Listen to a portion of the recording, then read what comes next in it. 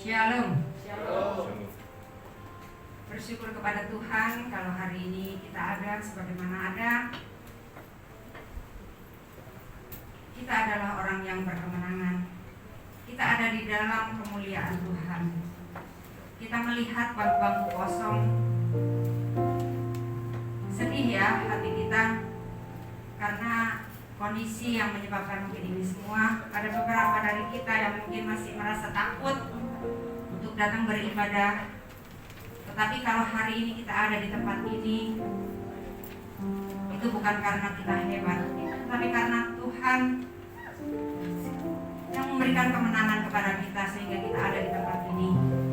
Kita doakan bangku-bangku kosong ini supaya hari-hari ke depan diisi oleh jiwa-jiwa yang mengasihi Tuhan.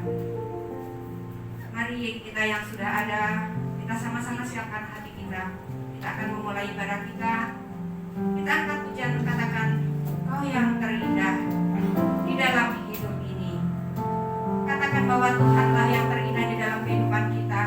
Karena tanpa Tuhan kita bukanlah siapa-siapa.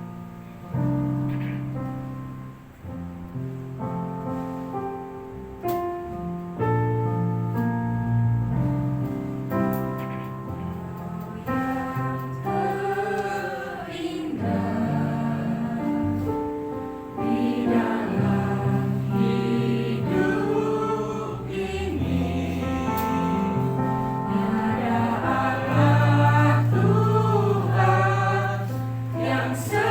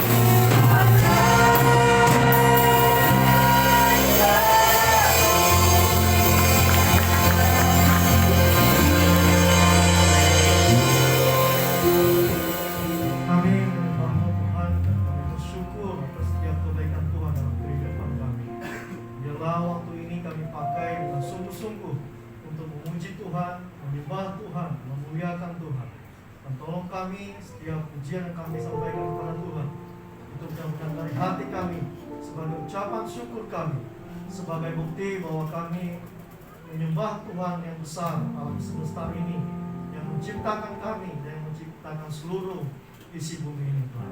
Segala kemuliaan hanya bagi nama Tuhan, dalam nama Yesus Tuhan dan Juru Selamat kami yang sudah berdoa. Amin. Masih bersuka cita hari ini? Amin. Kita lanjutkan ibadah kita. Kita angkat satu pujian, katakan, kami yang telah ditebus dengan darah Yesus. Mari kita bersuka cita.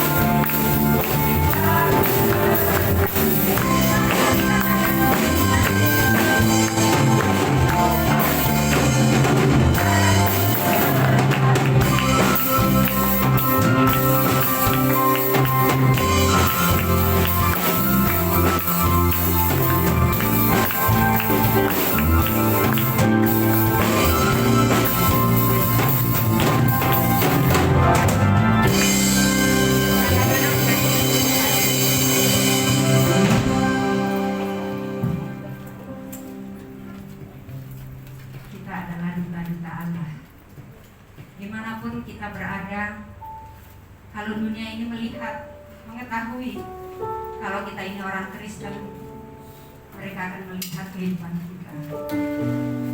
Oleh sebab itu, dimanapun kita berada, mari kita hidup dengan memuliakan Tuhan, dengan meminta pimpinan daripada Tuhan setiap hari di sepanjang kehidupan kita. Percayalah bahwa hidup kita adalah cerminan daripada Tuhan. Sebentar kita akan menerima siraman daripada firman Tuhan. Mari siapkan hati kita.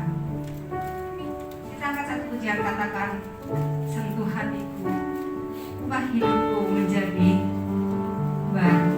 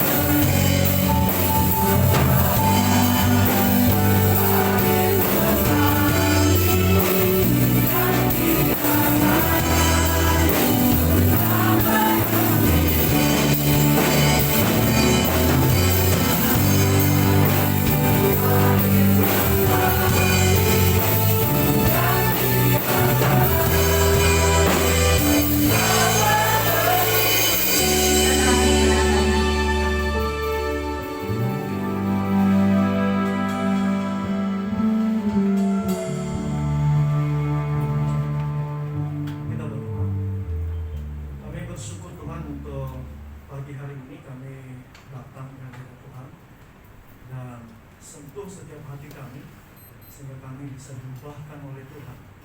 Kami tidak sanggup mengubah diri kami selain daripada Roh Kudus yang mengubahkan kami. Tuhan, sebentar kami akan belajar satu bagian dari firman Tuhan. Biarlah bagian firman Tuhan ini bisa menguatkan kami, bisa mengingatkan kami akan kehidupan ini bahwa kami membutuhkan Tuhan, terlepas dari apapun pergumulan kami, rencana kami, masa depan kami. Tuhan, Engkau hadir bersama-sama dengan kami. Biarlah kami fokus sejenak untuk beberapa menit ke depan. Biar kami mendengarkan, menyimak, bahkan mungkin mencatat hal-hal yang penting, sehingga itu bisa kami ingat dalam kehidupan kami sehari-hari, dalam kami bekerja, dalam kami sekolah, kuliah, dan sebagainya. Bagi hamba-Mu, biarlah urapan dari Roh Kudus-Mu yang hamba sampaikan, dan itu bisa membuat kami diberkati oleh Tuhan. Terima kasih Bapa, kami siap mendengarkan firman dalam nama Yesus Tuhan dan Juru Selamat kami sudah berdoa. Amin. Silakan duduk.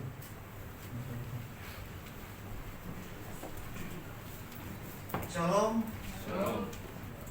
Apa kabar? Luar biasa. Nggak pernah ada kalau kita tanya kabar sakit, nggak ada ya. Semua luar biasa. Ya memang agak lucu ya kalau tiba-tiba saya sakit. Nah, pasti pada kabur semua. Baik Bapak Ibu, hari ini kita akan belajar satu bagian firman Tuhan. Hari ini adalah hari Pentakosta ya. Kita memperingati hari turunnya Roh Kudus kepada orang-orang percaya di gereja mula-mula waktu itu di zamannya para rasul, dan terjadi banyak hal-hal yang besar yang mereka lakukan. Itu Tuhan pakai mereka ya. Jadi bukan mereka, Tuhan pakai mereka untuk melakukan hal-hal yang besar. Mereka mengadakan mujizat, mereka berbahasa roh, mereka melakukan hal-hal yang besar. Setiap khotbah mereka bisa menobatkan orang, banyak hal-hal. Orang yang mati bisa dibangkitkan kembali, dan fenomena itu membuat orang terheran-heran. Ada apa dengan orang-orang percaya ini ya? Nah, saudara dikasih oleh Tuhan, saya mau mengajak Bapak Ibu hari ini untuk belajar karya Roh Kudus dalam kehidupan orang percaya. Ya, jadi seorang guru Alkitab yang bijak, dia suatu kali berkata, jadi dalam Rubah ya, dia berkata begini: cepat atau lambat Allah akan membawa umatnya yang merasa memiliki segalanya ke tempat di mana mereka tidak memiliki apapun selain Dia. Bisa ulangi ya, jadi Pak Pendeta, seorang guru Alkitab ini berkata, cepat atau lambat Allah akan membawa umatnya yang merasa memiliki segalanya, jadi kita memiliki segalanya, ke tempat di mana mereka tidak memiliki apapun selain Tuhan.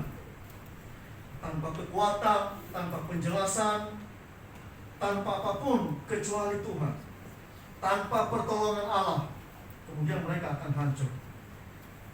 Lalu ia bercerita tentang seorang yang putus asa mengeluh kepada pendetanya. Dia ada seorang jemaat yang mengeluh kepada pendeta, dia berkata begini, hidup saya ini benar-benar hancur. Ya, kemudian Pak Pendeta tanya, seberapa parah sih kehancuran Anda? Kemudian dia berkata, sangat parah Pak Pendeta, sehingga satu-satunya milik saya yang masih tersisa hanya Allah. Ini parah banget nih ya, jadi nggak punya apa-apa lagi. Kemudian ternyata pendetanya bukannya iba ya, malah wajahnya senyum kepada jemaat ini. Kemudian dia berkata, puji Tuhan, karena Anda dengan memiliki Allah, maka Anda memperoleh semuanya, memiliki dan memperoleh kemenangan besar. Nah, saudara kasih oleh Tuhan, saya percaya bahwa mungkin saat ini kita semua dalam keadaan baik-baik saja, tetapi suatu saat seperti kalimat tadi, ada saatnya di mana Tuhan bawa kita ke tempat atau dalam situasi yang sepertinya kita nggak punya kekuatan sama sekali. Dan saat itu kita menyadari bahwa hanya Tuhan yang kita punya satu-satunya. Saya nggak tahu dengan pengalaman Bapak Ibu apakah sudah pernah mengalami hal seperti itu atau masih mengalami bahwa semua masih saya punya, gitu ya. Itu tergantung pengalamannya masing-masing. Nah, tentunya menghadapi situasi yang sulit seperti ini, Bapa di sorga tidak membiarkan kita, ya. Dia utus Yesus Kristus ke dunia. Kemudian ketika Tuhan Yesus naik ke surga, sebelumnya Tuhan Yesus menjanjikan penolong bagi orang percaya. Ini menarik banget ya. Jadi Bapa udah tahu kondisi dunia ini hancur, nggak bisa dia apa-apain lagi. Kemudian dia utus anaknya untuk menebus manusia. Kemudian setelah Yesus mati di kayu salib, dia mau naik ke surga, dia menjanjikan lagi.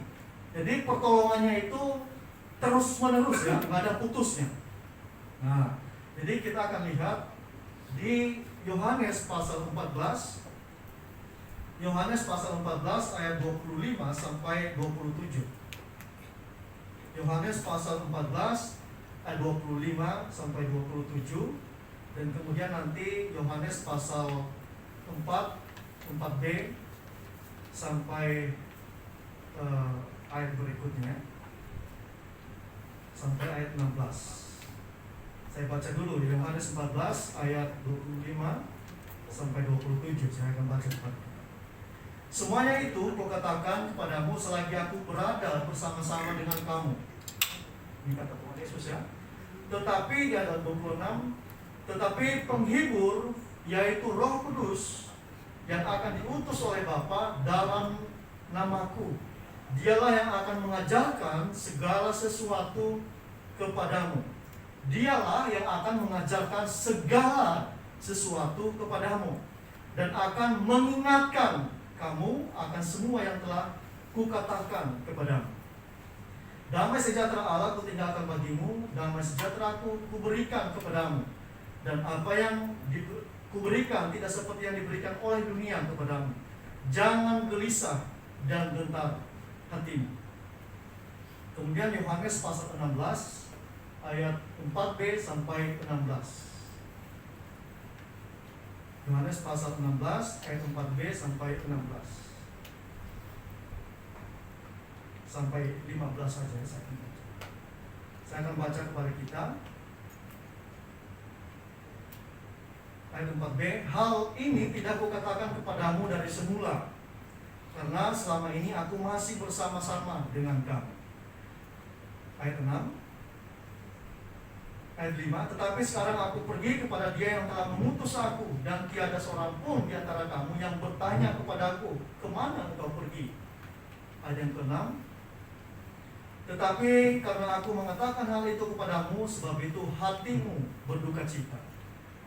Dan yang ke-7, namun benar yang kukatakan ini kepadamu adalah lebih berguna bagi kamu jika aku pergi. Sebab jikalau aku tidak pergi, penghibur itu tidak akan datang kepadamu. Tetapi jikalau aku pergi, aku akan mengutus dia kepadamu. Dan kalau ia datang, ia akan menginsafkan dunia akan dosa, kebenaran, dan penghakiman akan dosa. Karena mereka tetap tidak percaya kepadaku akan kebenaran, karena aku pergi kepada Bapa, dan kamu tidak melihat aku lagi. Akan penghakiman, karena penguasa dunia ini telah dihukum.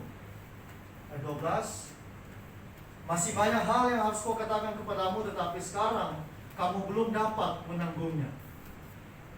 Berikutnya, tetapi apabila ia datang, yaitu Roh kebenaran, ia akan memimpin kamu ke dalam seluruh kebenaran.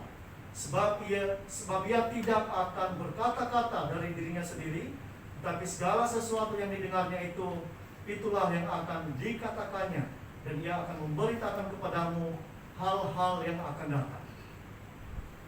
Ia akan memuliakan aku, sebab ia memberitakan kepadamu apa yang telah diterimanya daripadaku.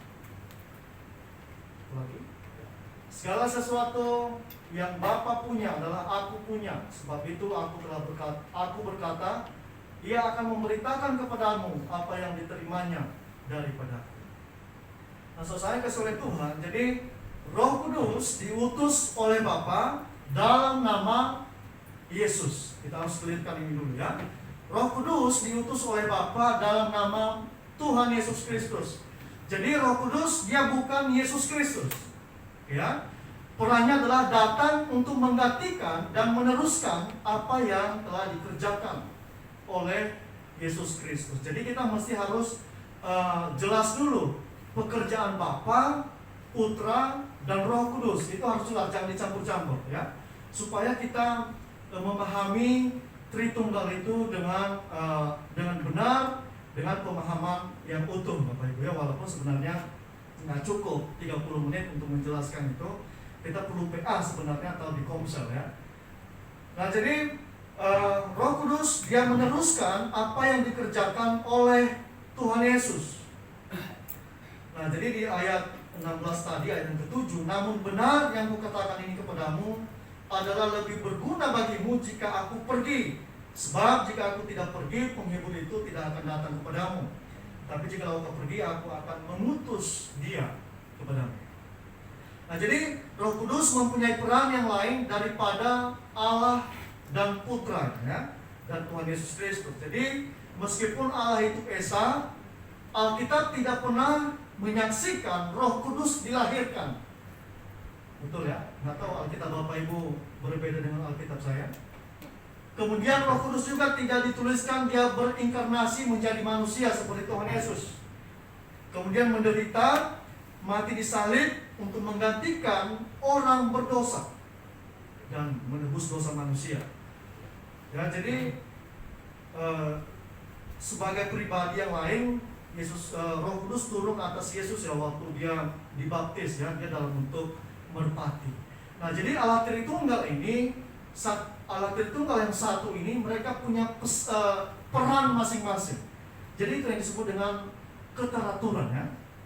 Allah Bapa, Putra, dan Roh Kudus itu mereka punya peran masing-masing. Bukan Tuhan yang tiga ya. Bapak Ibu pasti sudah mendengarkan itu berkali-kali. Allah Tritunggal, Allah yang satu tetapi punya peran masing-masing. Allah Bapa, Putra, dan Roh Kudus. Nah, Bapak Ibu, pertanyaannya, apakah boleh saya percaya satu aja? Saya percayanya Bapa aja, Yesus dan Roh Kudus nggak usah karena saya nggak suka ngeroh gitu. Saya percayanya Bapa saja. Nggak bisa, oke? Nggak bisa. Di zaman di gereja mula-mula itu terjadi, ada Nestorian dan beberapa aliran gereja yang lain itu dicap sebagai ajaran sesat. Bukan hanya cap karena nggak suka, tetapi karena Allah kita adalah Allah yang Tritunggal. Atau boleh nggak? Saya percaya Yesus saja, Bapa nggak usah, Roh Kudus nggak usah. Nggak bisa juga. Atau saya percayanya Bapa aja sama Yesus Kristus, Roh Kudusnya nggak usah. Karena Roh Kudus saya nggak suka ngeroh-ngeroh gitu. Nggak bisa. Satu, kita harus percaya Bapa, Yesus Kristus, dan Roh Kudus sebagai Allah Tritunggal. Jadi saya mau tanya dulu, ada amin ini Bapak Ibu ya? Oke, jadi kita percaya Allah Tritunggal. Ini nggak ada di Alkitab Allah Tritunggalnya. Itu dimunculkan oleh bapak-bapak gereja untuk memahami Allah yang Esa ini ya.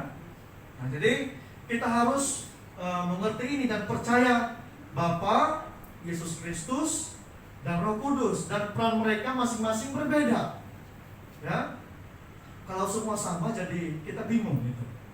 Jadi Yesus Kristus jangan dipanggil Bapa, itu nggak cocok. Pernah ya lihat postingan orang ya di Facebook biar kelihatan rohani, kemudian oh Bapakku Jesus gitu, pakai bahasa Inggris lagi. Bapak Jesus apa sih gitu. Itu nggak tepat gitu ya. Bapak ya Bapak gitu. Ya. Kemudian Bapakku Roh Kudus, nggak ada itu di Alkitab, nggak ada. Oke, Bapak Ibu, jadi kita luruskan dulu ya. Roh Kudus jangan dipanggil Bapa, ya, dia adalah Roh Kudus. Yesus jangan dipanggil Bapa juga karena dia adalah Putra. Nah, jadi memang bingung ya. Jadi itu perlu kelas komsel ya, atau pendalaman Alkitab untuk menjelaskan lebih lanjut. Tapi intinya adalah kita sebagai orang percaya, kemah Injil percaya adalah Allah Tritunggal. Di dalamnya ada Bapa, Putra, dan Roh Kudus. Ya, makanya kita melakukan setiap akhir bulan itu pengakuan iman rasuli ya. Jadi semua inti kekristenan itu yang kita percaya ada di dalamnya. Ya, jadi harus clear ini. Nah, sesuai kesulitan Tuhan, Yesus menyebutkan di pasal 4 ayat 26 itu Roh Kudus sebagai penolong. Nah, jadi kata aslinya itu adalah parakletos, penolong, ya. Bukan penolong yang di Kejadian 1 itu ya, bukan.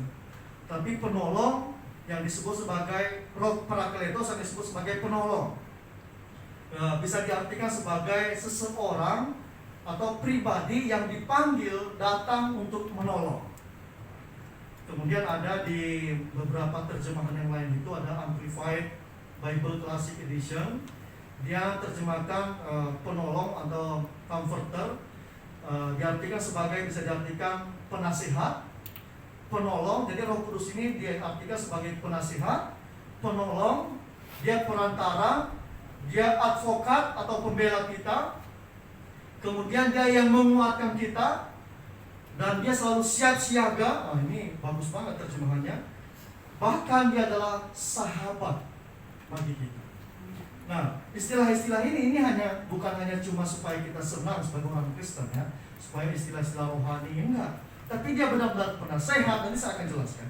Dia benar-benar penolong, dia benar-benar perantara, dia benar-benar advokat atau pembela kita saat kita dalam situasi yang sulit. Oleh karena namanya yang menguatkan, siap siaga, bahkan dia adalah sahabat kita. Nah, kita akan melihat Bapak Ibu, apa sih pekerjaannya Roh Kudus ini? Ya, jadi Roh Kudus tidak disalibkan ya, yang disalibkan adalah Tuhan Yesus Kristus. Nah, Roh Kudus ini berdasarkan Yohanes pasal 14 ini ya, dan pasal 16 sebenarnya ada banyak ayat, tapi kita nggak bisa bahas itu semua. Khotbahnya bisa sampai besok. Saya yakin tinggal saya sendiri dan istriku di sini. Jadi saya ambil beberapa ayat saja. Nah, jadi pekerjaan Roh Kudus mengajarkan semua perkara kepada kita, mengajarkan segala sesuatu. Itu segala sesuatu berarti apapun dong ya. Semua Roh Kudus ajarkan kepada kita. Nah, oleh karena itu orang Kristen seharusnya menjadi seorang pembelajar. Nah, kalau ada orang Kristen yang malas belajar, bahkan dengan khotbah pun 5 menit sudah mulai, ya begitulah ya. Nah, itu saya agak heran gitu ya. Kemudian orang Kristen itu seharusnya mau belajar. Karena kenapa? Roh Kudus mau terus menerus mengajar kita. Kita semakin dalam mengenai kebenaran Allah. Saya nggak tahu Bapak Ibu punya kebiasaan nggak membaca firman Tuhan, atau setelah mendengarkan khotbah lalu buka Alkitabnya. Apakah ini benar nggak sih yang disampaikan oleh Pak Yaman ini? Jangan-jangan salah, gitu ya. Apakah benar nggak sih yang disampaikan oleh Pak Gembala ini? Jangan-jangan salah, gitu ya. Itu nggak masalah. Silakan dicek di Alkitab, gitu ya. Sehingga kita nggak jadi orang Kristen yang manggut-manggut aja, gitu ya. Seperti kebanyakan orang ya, manggut-manggut aja, dibilang apa pemimpin rohaninya ya gitu ya. Oh, kita boleh cerai loh, nggak apa-apa, gitu ya. Boleh lo nikah beberapa kali, cerai nggak beberapa kali, gitu ya. Orang Kristen tidak seperti itu. Itu sebabnya Alkitab diterjemahkan dalam bahasa kita masing-masing. Supaya apa? Supaya pemimpin agamanya nggak berbohong. Bayangkan kalau pemimpin agama ngomongnya seenaknya aja. Apabila itu kesalahannya lalu dibenar-benarin, supaya apa? Supaya dia nggak kelihatan salah. Dan saya bersyukur bahwa bapak-bapak gereja itu mereka mengambil kesepakatan melalui pewahyuan Roh Kudus untuk menerjemahkan Alkitab bahasa Ibrani, bahasa Yunani ke dalam bahasa kita masing-masing. Ada bahasa Indonesia, bahasa Jawa, bahasa Nias, bahasa Batak, dan sebagainya. Supaya apa? Supaya kita kebenaran itu bisa kita baca dan kita pahami, Bapak Ibu. Bisa bayangkan kalau semua bahasa Yunani dan Ibrani hanya saya dan Pak Gembala yang tahu misalnya. Bapak Ibu pasti manggut-manggut aja. Puji Tuhan, puji Tuhan. Padahal salah gitu ya. Nah, kita bersyukur Bapak Ibu bisa cross check kebenaran yang disampaikan. Nah, itu sebabnya Roh Kudus mengajarkan kita semua, mengajarkan segala sesuatu. Jadi orang Kristen yang merasa bahwa ia tidak usah lagi belajar apa-apa adalah orang Kristen bahkan belum memulai untuk mengerti arti pekerjaan Roh Kudus. Jadi itu sebabnya orang Kristen ini harusnya jadi pembelajar, apapun dipelajari, terutama kebenaran ya. Tapi kita nggak menutup kemungkinan hal-hal umum kita untuk ketahui, karena di Yohanes ini nggak dikatakan Anda hanya belajar hal-hal yang baik saja, tetapi kebenaran semua kita bisa pelajari. Itu sebabnya kalau kita ada hal-hal yang kita nggak tahu ya kita pelajari, dan kadang-kadang ada hal tertentu yang kita nggak tahu, kemudian Tuhan kasih kita pewahyuan. Jujur Bapak Ibu ya, waktu saya siapkan materi saya, khotbah saya ini, buat saya ini materi yang paling sulit yang saya akan sampaikan, karena ini bicara Roh Kudus. Saya akan berbicara pribadi yang selalu menginspirasi saya, dan saya bergumul selama seminggu ini Bapak. Sampai saya ada temanku di kantor, dia pendeta, dia bilang, bro, saya kehabisan akal nih. Saya bergumul, saya nggak tahu nih mau sampaikan apa gitu. Kemudian dia kasih tahu saya beberapa hal, tetapi buat saya itu oke, cukup menolong ya. Tapi akhirnya saya bergumul.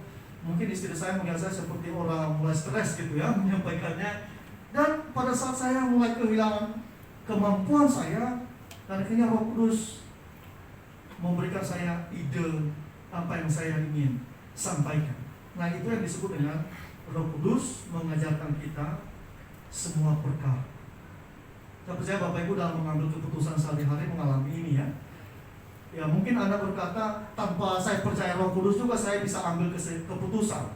Tetapi Bapak Ibu kalau peka, itu akan beda hasilnya ya. Kalau Anda melibatkan Roh Kudus dalam setiap keputusan yang Anda ambil, mungkin Anda memberikan sesuatu atau mau menyelokolakan anak dan sebagainya, dan Anda akan melihat apa bedanya peran Roh Kudus dengan kemampuan kita secara manusia. Jadi Roh Kudus mengajarkan kita segala sesuatu. Jadi Roh Kudus ini melebihi Google ya. Kalau Google kan bisa cari apapun, tetapi kita bingung membedakan yang mana yang benar, yang mana yang salah. Tadi pagi ada ibu pendeta sudah senior, dia WA saya, dia bilang, enak ya man, saya dapat forward pesan ini. Dia kirim saya pesan, dan apakah ini benar? Nah, ibu itu juga saya salut ya, dia tanyakan dulu, ini benar nggak informasinya?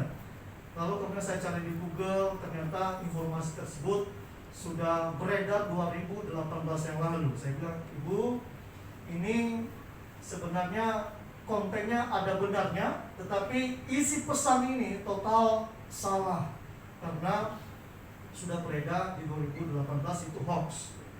Nah, jadi Roh Kudus memberikan kita memakai berbagai cara untuk membuat kita belajar banyak hal.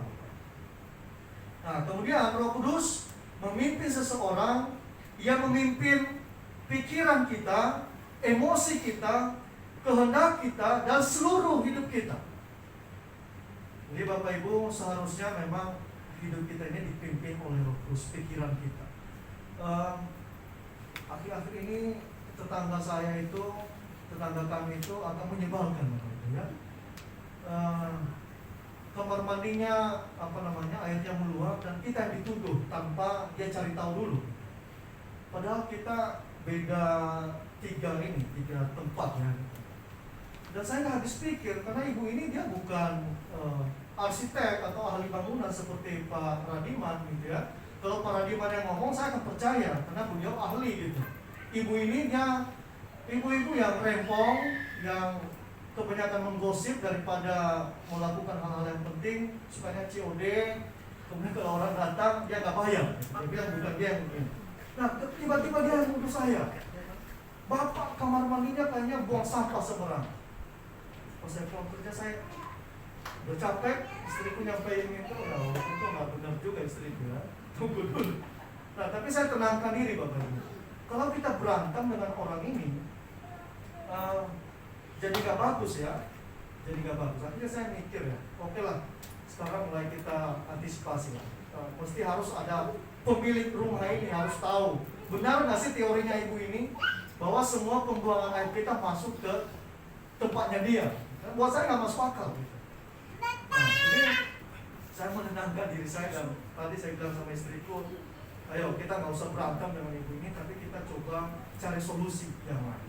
Nah, saudara kasih oleh Tuhan, Roh Kudus perlu memimpin emosi kita. Karena kalau enggak, kita akan menyebabkan pertengkaran, hubungan kita dan tetangga akan rusak, akan hancur, dan itu efeknya banyak.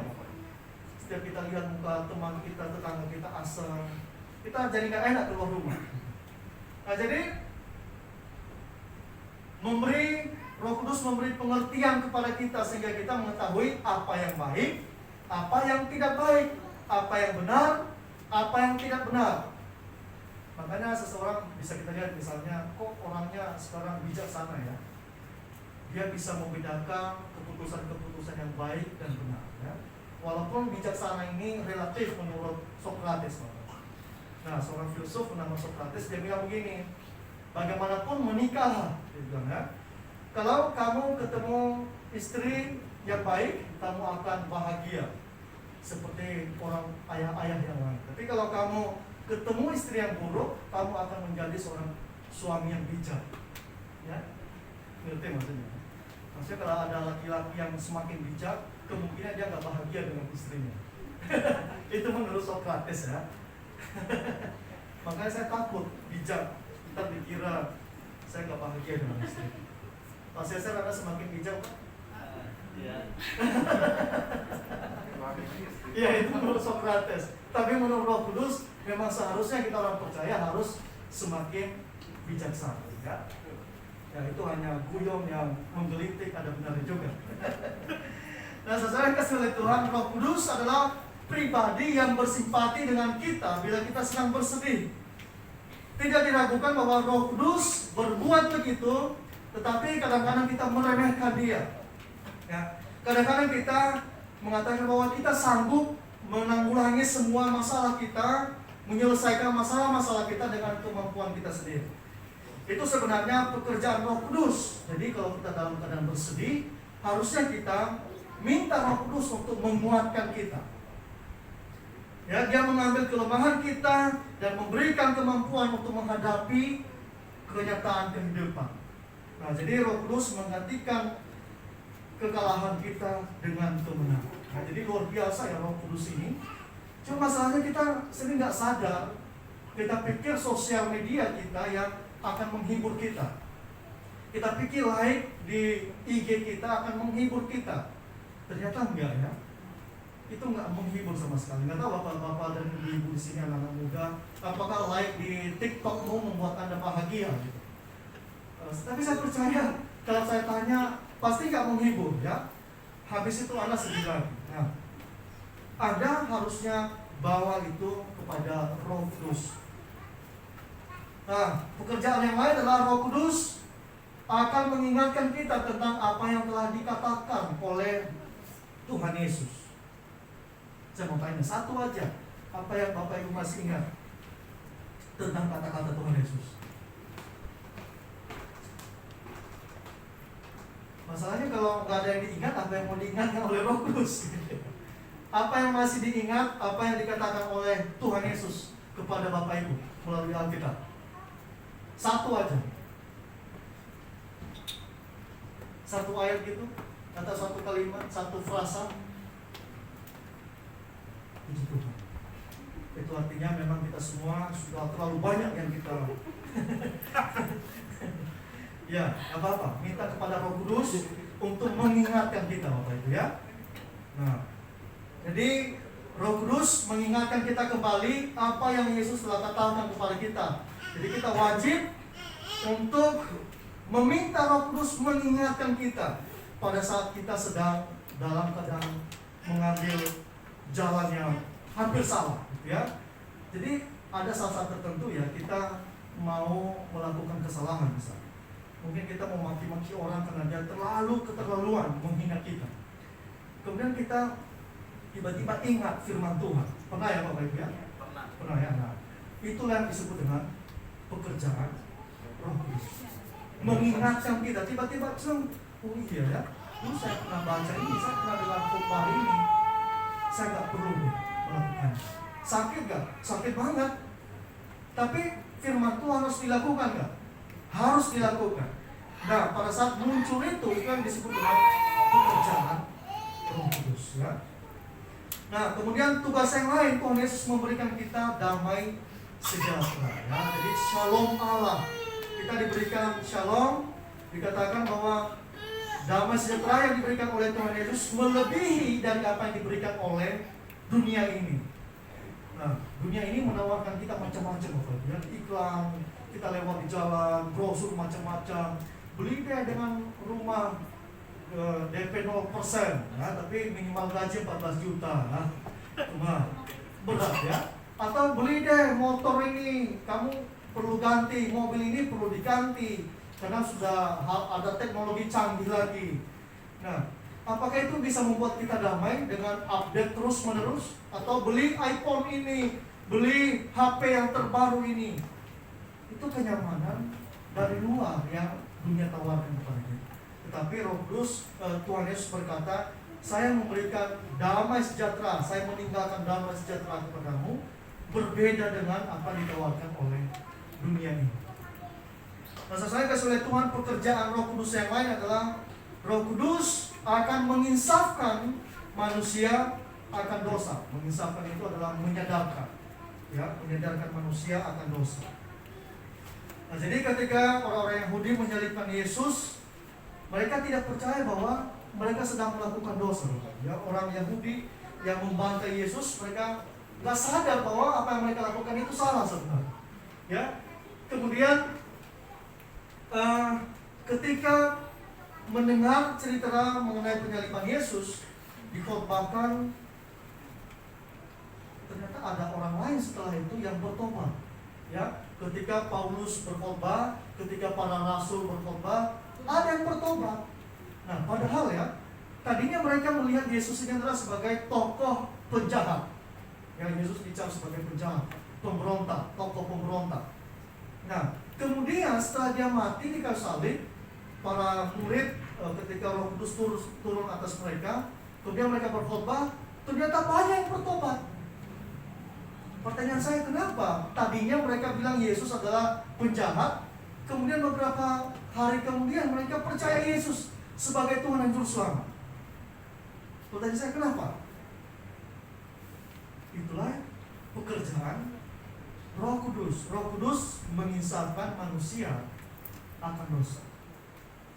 Nah, suatu saat di sebuah desa di India, seorang misionaris, dia datang ke sana, kemudian dia menceritakan tentang Yesus Kristus dengan memakai gambar-gambar slide, ya. Di Kemah Injil ada juga yang pakai gambar-gambar begitu, ya. Cuma saya bukan ahlinya, ya. Pakai gambar-gambar dan kemudian dijelaskan. Kemudian ada yang pakai proyektor yang zaman dulu itu, OHP, ya, OHP, layar tancap. Nah, kemudian dia menjelaskan tentang salib Kristus. Kemudian pada saat dia sedang menjelaskan salib Kristus itu, tiba-tiba ada satu orang yang berada di ruangan tersebut, dia berdiri. Dia bilang, berhenti, dia bilang. Misionaris ini takut, dia pikir dia mau dibantai. Kemudian pesertanya bilang, harusnya Yesus nggak disalib, harusnya saya yang di atas salib itu, karena itu adalah dosa saya, bukan Yesus yang seharusnya disalib. Kemudian orang ini menyerahkan diri untuk menjadi percaya kepada Yesus.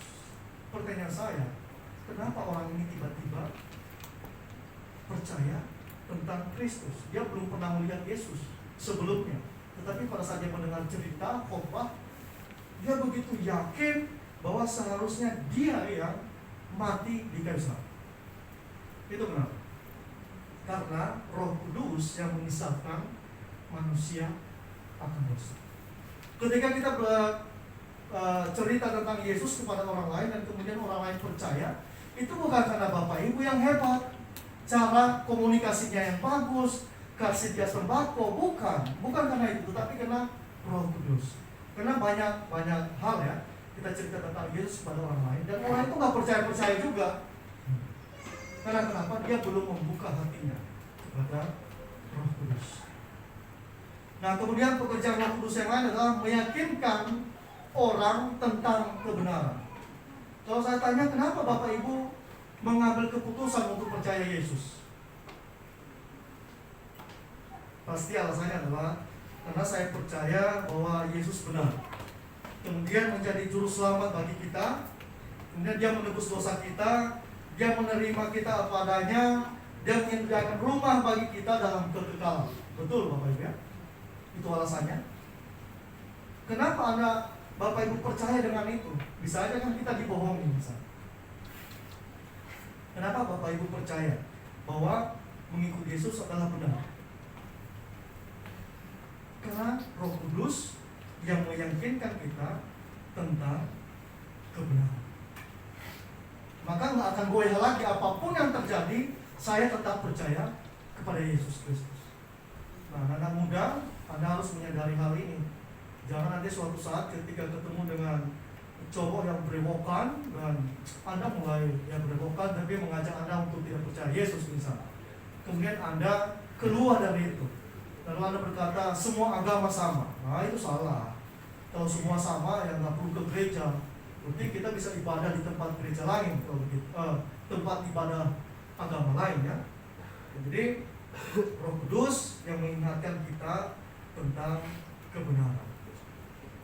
Nah, kemudian tugas Roh Kudus yang lain adalah menolong kita memberikan pernyataan saat dia niaya oleh karena namanya. Atau karena kita menderita oleh karena namanya. Di Matius 10:20 itu dikatakan, karena bukan kamu yang berkata-kata, melainkan Roh Bapamu, Dia yang akan berkata-kata di dalam kamu.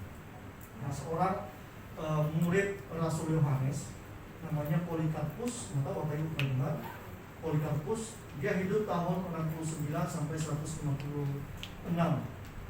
setelah Masehi. Dia melayani di Smyrna, di jemaat Smyrna. Dia dikenal sebagai orang Kristen yang sebagai hamba Tuhan yang imannya teguh dan hidupnya sangat sederhana. Nah, kemudian dia ditangkap oleh Kaisar Romawi. Kemudian dia diperintahkan untuk menyangkal dan mengutuk Yesus Kristus. Dan sangat mengejutkan apa yang dia jawab. Dia berkata begini, aku telah melayani Kristus 86 tahun lamanya, namun belum pernah sekalipun ia berbuat jahat kepadaku. Bagaimana aku dapat mengutuk Kristus, Juru Selamatku?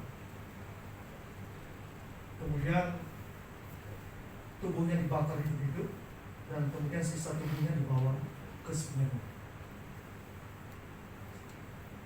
Siapa yang mau mati tiba-tiba? Kenapa dia nggak memilih menyangkal atau mengutuk Yesus? Nah, itu karena Roh Kudus, walaupun dia nggak selamat, fisiknya nggak selamat, tetapi pernyataannya, tetapi pembelaan dirinya itu menginspirasi orang, membuat orang percaya. Bahkan kita ingat sampai hari ini.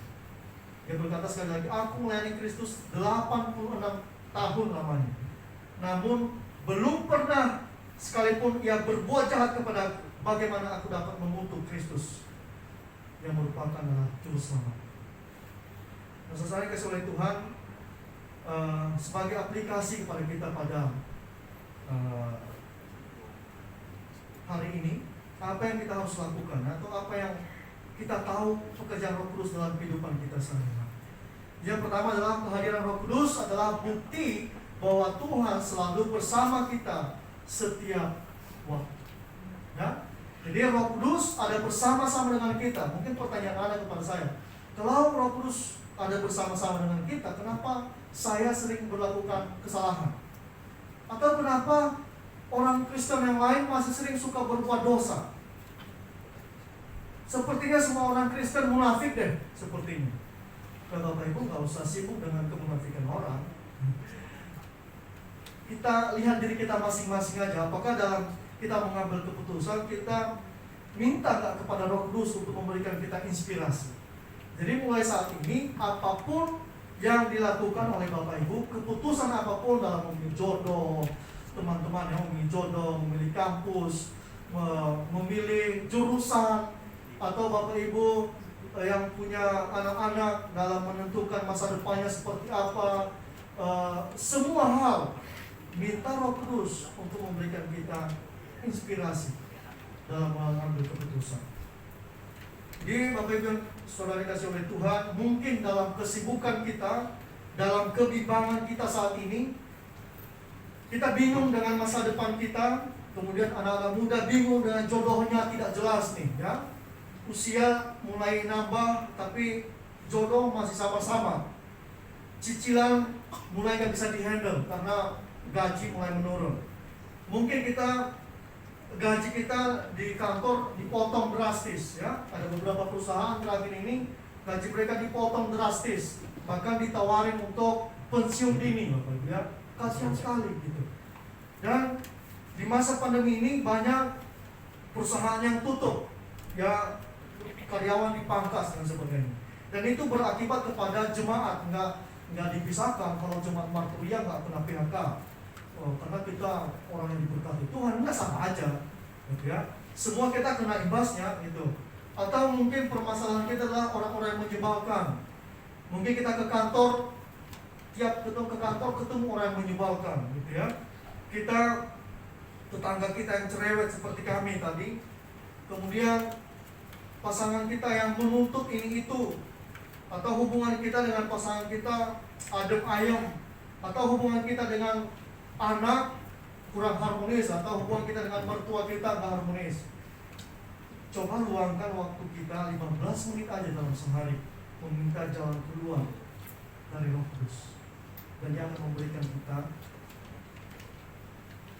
hal-hal yang baru, solusi yang baru. Nah, saudara kasih oleh Tuhan, yang kedua aplikasi bagi kita adalah Roh Kudus tidak memaksakan diri untuk masuk ke hati manusia, kecuali kita mengundang dan mempersilahkan Dia untuk masuk ke hati. Jadi walaupun Dia Tuhan, Dia nggak mau, Dia menghargai kebebasan kita untuk memilih. Jadi Roh Kudus akan bekerja dalam hidup kita kalau kita mempersilahkan Dia, mengundang Dia. Roh Kudus datang dalam hidupku. Saya dalam masalah serius nih, Tuhan tolong saya. Dan percaya seperti yang firman Tuhan katakan, Dia akan datang sebagai penolong bagi kita.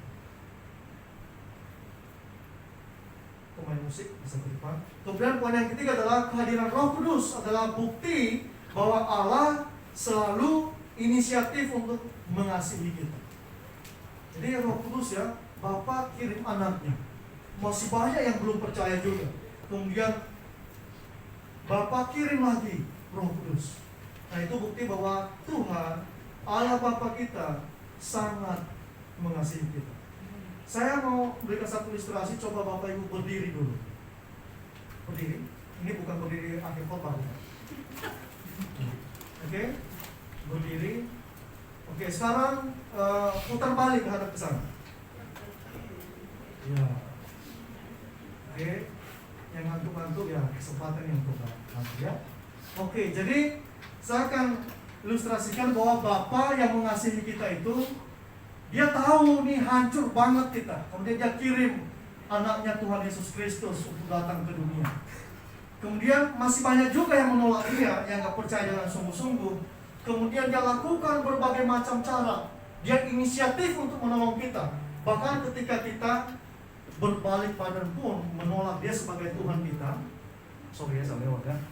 Kita berbalik badan pun kita gak mau percaya, kita gak mau tahu. Bahkan Dia inisiatif untuk datang menghadap kita. Dia kirim Roh Kudus yang untuk menolong kita. Itu adalah upaya Tuhan untuk datang kepada kita, mengasihi kita walaupun kita gak peduli dengan kita. Bisa bayangkan betapa besarnya kasih Tuhan itu. Dia kirim Roh Kudus untuk menolong kita 24 jam ada bersama-sama. Itulah disebutkan karena begitu besar kasih Allah akan dunia. Kasihnya besar sekali buat kita. Jadi dalam firman Tuhan ini bisa menolong kita. Silakan kita akan nyanyikan satu lagu. Ya mungkin bisa berdiri kali Bapak Ibu supaya pinggangnya.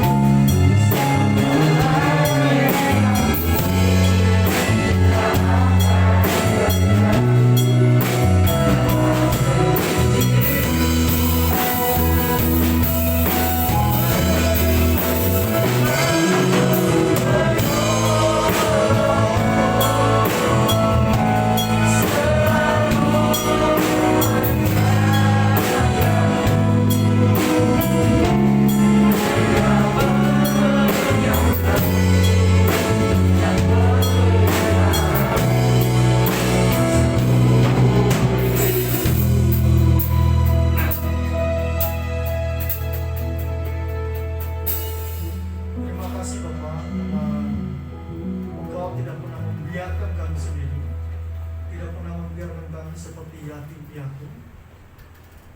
Dan itulah janji Tuhan kepada kami, akan selalu menolong kami dalam setiap situasi kehidupan. Dan terima kasih karena Engkau mengirimkan kepada kami Roh Kudus sebagai penolong bagi kami, sebagai pembela kami, sebagai penasehat kami, sebagai penguat kami pada saat kami lemah. Kami bersyukur atas penyertaan Tuhan kepada kami. Biarlah kami diingatkan dalam kehidupan sehari-hari, dalam pergaulan kami, dalam permasalahan keuangan kami, permasalahan keluarga kami.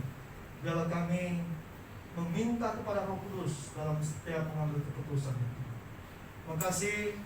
Biarlah Engkau selalu bersama-sama dengan kami, dan kami percaya kami akan kuat untuk melewati kehidupan ini bersama-sama dengan Tuhan. Dalam nama Yesus Tuhan dan Juru Selamat kami sudah berdoa. Amin. Silakan.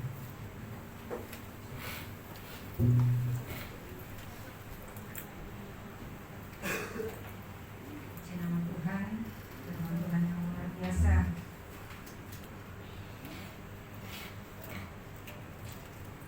Roh Kudus tidak datang dengan sendirinya, tetapi kita harus mengundang untuk memimpin setiap kehidupan kita. Semoga kita menjadi anak-anak yang selalu mengandalkan Tuhan, dan kita melibatkan Roh Kudus, mengundang Roh Kudus untuk selalu memimpin setiap kehidupan kita, mengambil keputusan-keputusan kecil dan mengambil keputusan besar. Terima kasih untuk hamba-Nya yang sudah menyampaikan firman hari ini, biarlah itu menjadi rema di dalam kehidupan kita. Kita akan memberikan persembahan.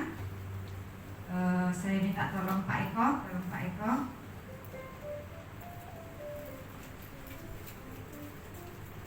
Sebelum persembahan dijalankan, saya akan membacakan satu ayat di dalam firman Tuhan. Di dalam 2 Korintus 9 ayat 6 dan 7. Camkanlah ini, orang yang menabur sedikit akan menuai sedikit juga, dan orang yang menabur banyak akan menuai banyak juga.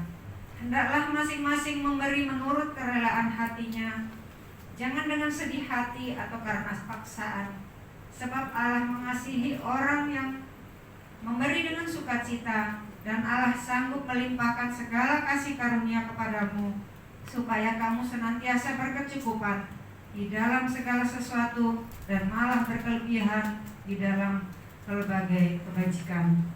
Kita satu dalam doa.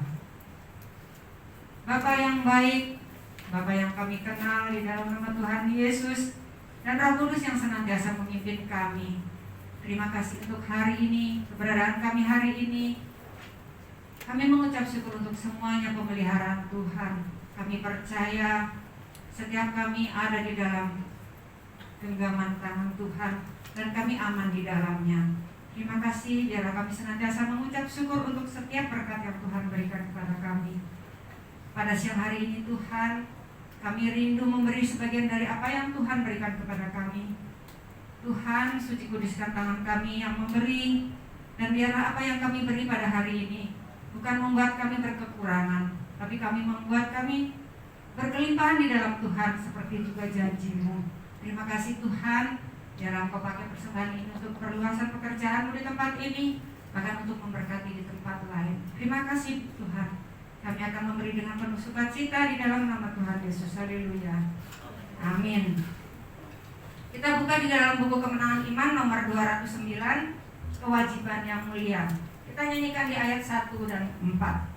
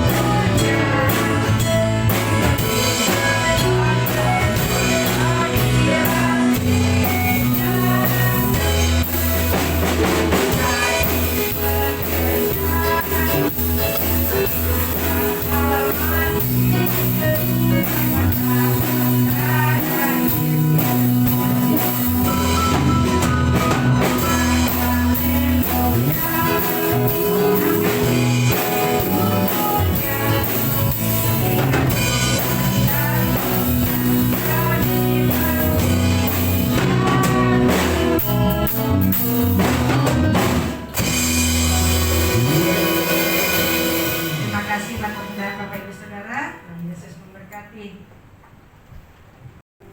Saya undang Pak Yaman untuk mengakhiri ibadah kita.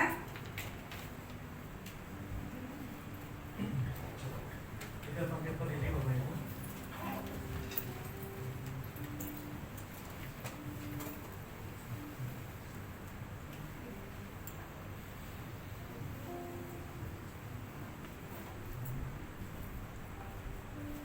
Mari kita berdoa. Bapa di surga, terima kasih untuk cinta dan kasih-Mu kepada kami yang selalu kami rasakan dalam kehidupan kami. Dan tiada henti-hentinya kami bersyukur kepada Tuhan untuk kesehatan kami, untuk umur kami yang panjang, untuk keluarga kami yang masih bersama-sama dengan kami hingga pada saat ini. Pada saat ini kami berdoa untuk Pak Gembala yang sedang melayani di GKI Taman Wisma Asri. Kau yang memberkati beliau, kami menyertai dalam pelayanan, bisa memberkati seluruh jemaat di sana dengan firman Tuhan yang disampaikan oleh Bapak. Dan juga untuk ibu dan anak-anak Engkau sertai, Engkau lindungi, Engkau anugerahkan kesehatan dan kelimpahan daripada Tuhan. Terima kasih Tuhan, kami juga berdoa untuk seluruh jemaat di GKI Marturia Tuhan. Pada saat ini jika kami ada yang dalam masalah keuangan, Tuhan Engkau berikan solusi, Engkau tolong, bukakan jalan keluar bagi kami semua sehingga keuangan kami bisa pulih kembali dan kami bersuka cita dan kami bisa mengucap syukur kepada Tuhan. Pada saat ini jika kami ada yang sakit, mungkin kami tidak berani cerita kepada orang lain, tapi itu mengganggu iman kami, mengganggu hubungan kami dengan Tuhan. Tuhan Engkau jamah siapapun mereka, Engkau yang menyembuhkan ya Tuhan dengan kasih karunia-Mu sehingga kesehatannya bisa pulih kembali. Berdoa juga untuk teman-teman kami, tubuh Kristus yang lain yang tidak bersama-sama dengan kami, yang mungkin karena takut ke gereja atau mungkin juga memakai alasan pandemi untuk tidak mau datang di gereja. Tuhan, bukakan hati dan pikiran mereka. Biarlah Roh Kudus-Mu mengingatkan mereka bahwa mereka perlu bersekutu bersama dengan tubuh Kristus yang lain, sehingga kami saling dikuatkan, kami saling memberikan kekuatan kepada orang lain, dan kami bisa membangun hubungan kami di dalam komunitas ini, dan kami bisa memberkati antara satu dengan yang lain. Berdoa juga untuk seluruh jemaat-Mu yang mungkin pada saat ini sedang bekerja atau sedang terbang dimanapun berada. Tuhan Engkau sertai, Engkau Tuhan tolong dalam pekerjaan mereka. Berkati seluruh usaha pekerjaan jemaat-Mu di tempat ini Tuhan. Engkau yang melimpahkan berkat-Mu dan biarlah Engkau yang menyertai senantiasa. Berdoa juga untuk segala pergumulan, mungkin itu uang sekolah anak, masa depan anak, hubungan dengan suami istri, hubungan dengan orang tua, hubungan orang tua dengan anak. Tuhan Engkau yang menjadi solusi bagi kami, Engkau yang menyertai kami sehingga kami bisa memperbaiki hubungan kami kepada siapapun dan bersama-sama dengan Tuhan untuk melewatinya. Berdoa juga untuk anak-anak muda di tempat ini, Tuhan Engkau sertai mereka, Engkau berkati mereka dalam menyelesaikan tugas-tugas, dalam apapun yang mereka lakukan di kampus. Tuhan, biarlah mereka menjadi anak-anak Tuhan yang punya integritas, menjadi garam dan terang dimanapun mereka berada, dan mereka bisa bergaul dengan baik, dengan benar. Mereka tidak salah bergaul, tapi mereka mengandalkan Tuhan dalam setiap pergaulan mereka.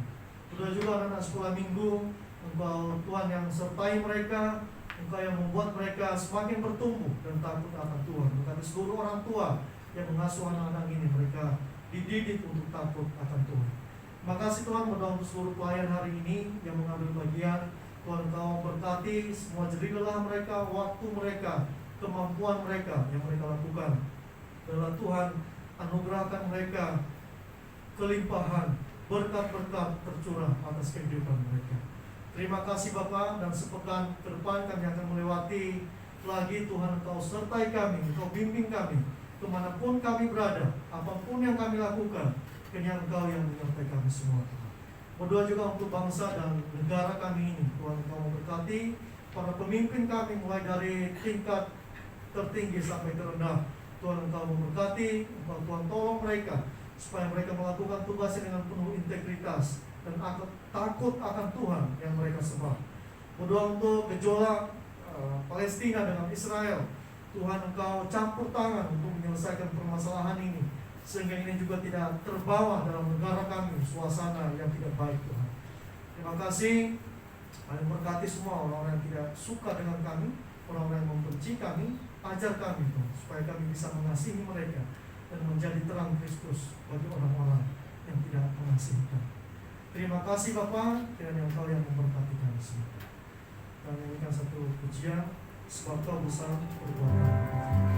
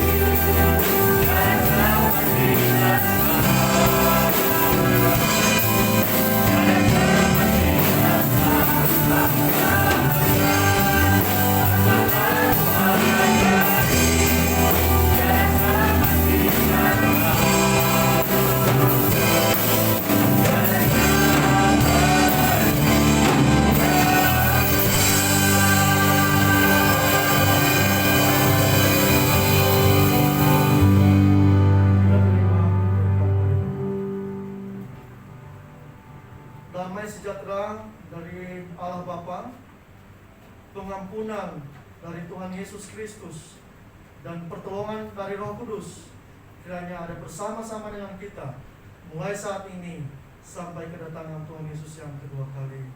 Di dalam nama Tuhan Yesus Kristus, Tuhan dan Juru Selamat kami sudah berdoa. Amin.